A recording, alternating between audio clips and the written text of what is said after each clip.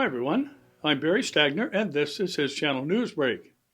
The nationwide death toll from China's coronavirus epidemic has leaped to 170, the government said on Thursday, with more than 1,700 new infections confirmed.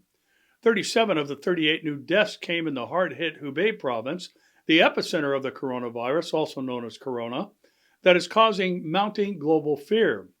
Another death occurred in southwestern Sichuan province, the National Health Commission also reported.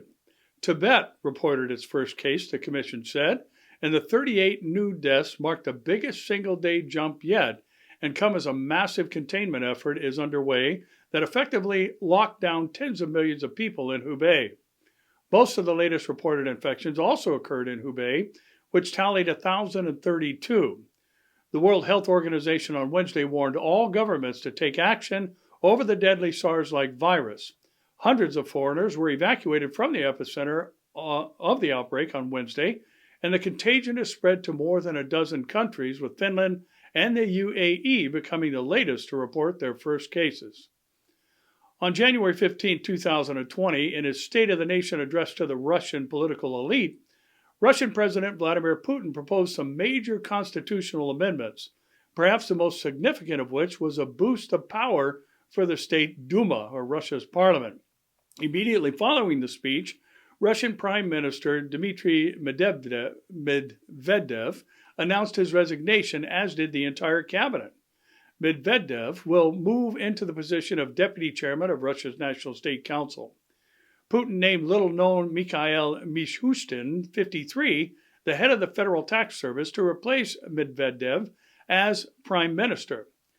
These constitutional changes mark the long-anticipated transition of power in preparation for 2024, Putin's last year as president.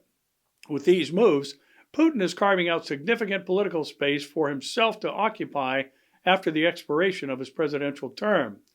These proposals, coming as they did almost a year and a half before the next parliamentary elections and well before the 2024 presidential elections, are a bit earlier than expected.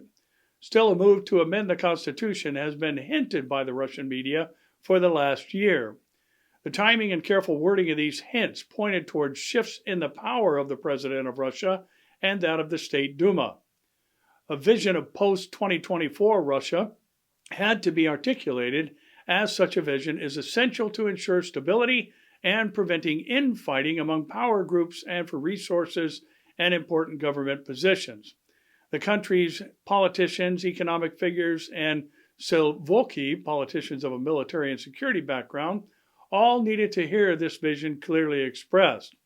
Through Medvedev's resignation, Putin removed from a vital position a man who has been seen for years as predominantly a liability rather than an asset.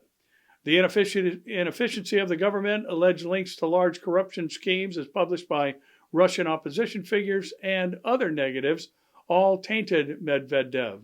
His removal essentially means the end of the Putin-Medvedev tandem, which more or less successfully functioned from 2008 to 12, when Putin served first as prime minister and then as president.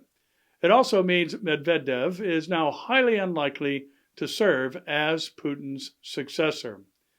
Well, with turmoil around the world in high places, political offices specifically, we find today's reminder to keep looking up as the world is being made ready for the man of sin to rise to power.